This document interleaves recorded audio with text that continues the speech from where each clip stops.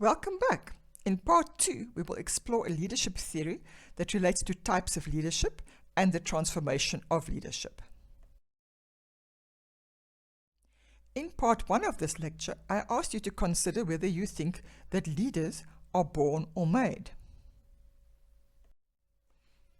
I thought to include information from this article on the subject whether leaders are born or made, as they've answered the question and say that leaders are indeed made and not born. The article that I refer to has been made available to you if you want to read the full article. The title is Leaders Are Made Not Born by Rook and Talbot in the Harvard Business Review from 2005. And in this study, they present results of a 25-year project that surveyed thousands and thousands of executives, managers, and professionals between the ages of 25 and 55 in the US and in Europe, in both the government, non-profit, and private sectors. So what did they find? What differentiates leaders? So what they conclude, it's not about personal leadership philosophies or personality, despite what we might think, or style of management. It's rather more about internal action logic.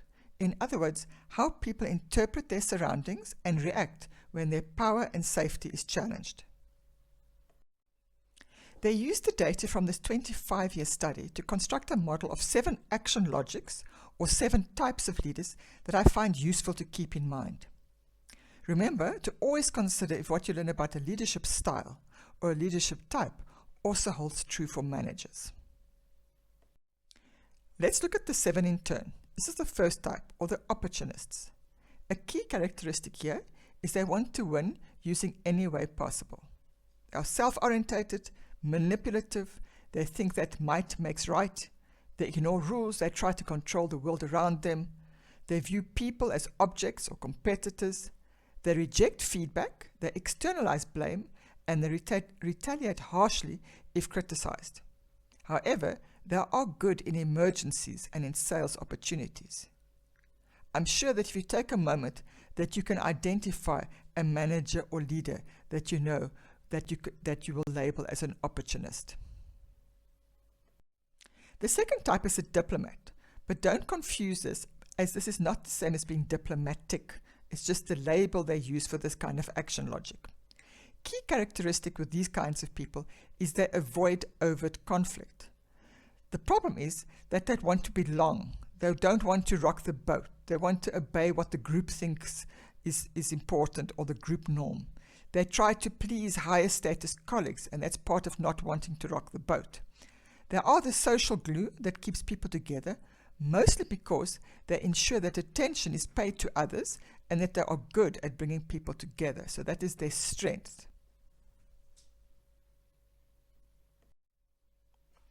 The third kind is the expert, and their key characteristic is to rule by logic and expertise. In this case, the person tries to exercise control by perfecting their knowledge, and they will often have advanced degrees. They use hard data and logic to achieve consensus. They are also convinced that they are right, so their concept is it's my way or the highway. Important here is they treat opinions of lesser qualified persons with contempt, and people who work in the health profession do understand and have seen that numerous times in action. However, they are good as individual contributors due to their high level of skill. With the achiever, their key characteristic is to meet strategic goals. So they create a positive work environment, they focus on what needs to be delivered, they have a more complex understanding of the world around them than the previous 3 types. They're able to lead teams, and I think part of that is to do with the positive work environment, and they are both action and goal orientated, and this allows them, of course, to focus on getting the deliverables done. With the individualist, the key characteristic is that this person is able to interweave competing personal and organizational action logics. They are able to understand that action logics are a construct of oneself and the world. In other words, there is no absolute reality. They are able to put different personalities that they work with in perspective, and they are able to communicate well with people with other action logics, and that is because they're able to understand the constructs that we make, that nobody's reality is another person's reality. They also create structures to resolve gaps between strategy and performance. They tend to ignore rules they view as irrelevant because of the ability to see the bigger picture, and they tend to make very good consultants. In the second last type, the strategist, their key characteristic is to be able to generate organizational and personal transformations.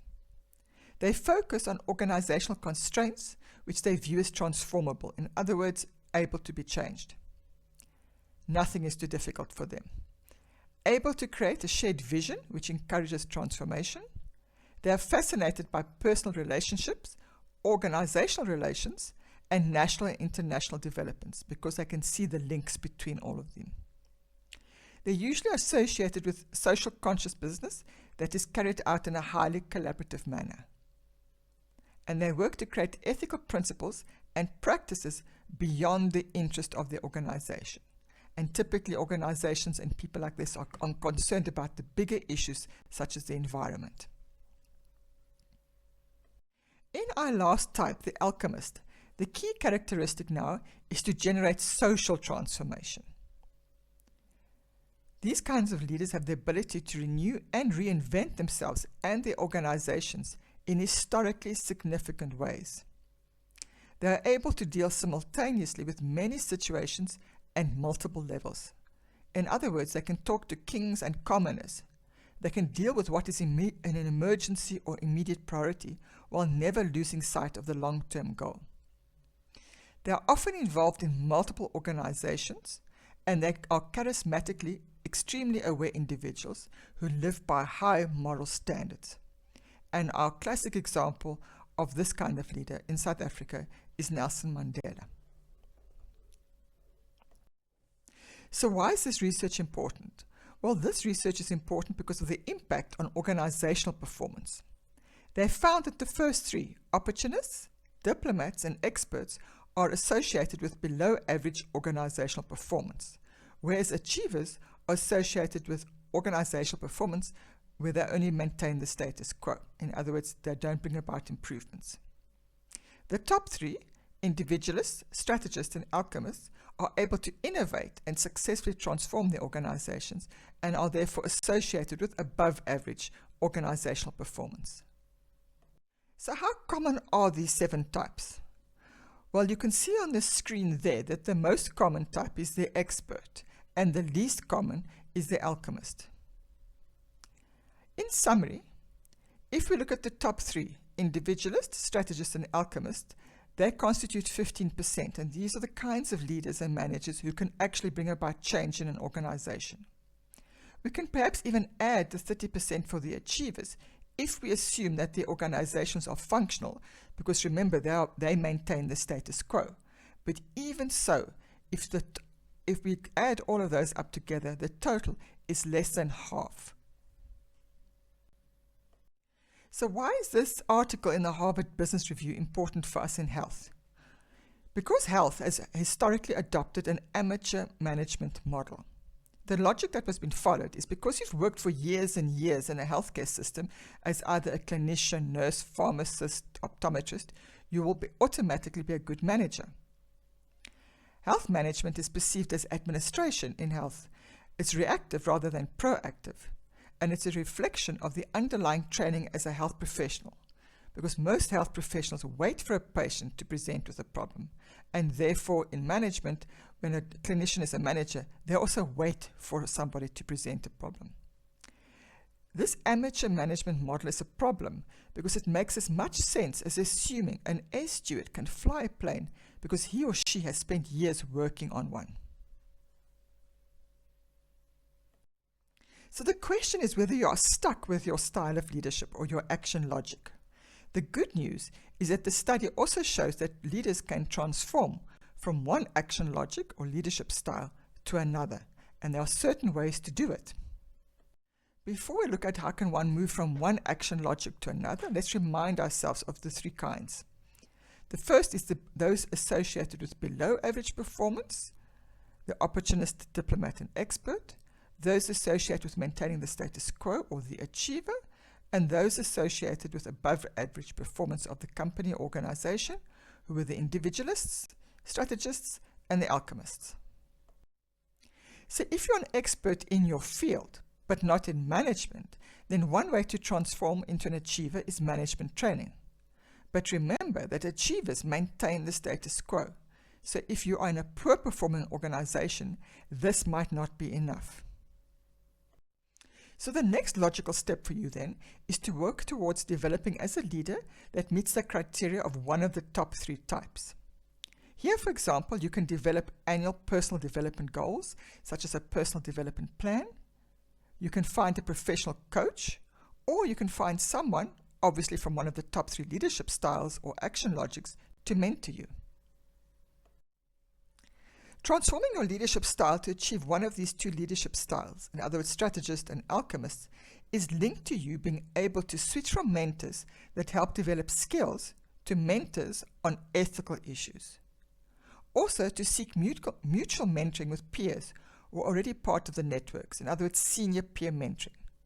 Now, the purpose here is to create a sustainable community of people who can challenge you and your assumptions and practices and those of the organization. This, of course, would be completely intolerable to the opportunists who, if you remember clearly, retaliate harshly when they get any or even sense any kind of criticism. As a manager, you need to read the management and leadership literature, also from other sectors such as the business sector. Find and test management and leadership theories and tools. There are so many interesting books and articles on management and leadership, so go out and read them. Also collect some inspirational quotes. Develop your own personal development plan. Revisit this plan every year and update, and keep this theory that you've just learned about in mind and what you need to put into place and plan for to move from one action logic to the next.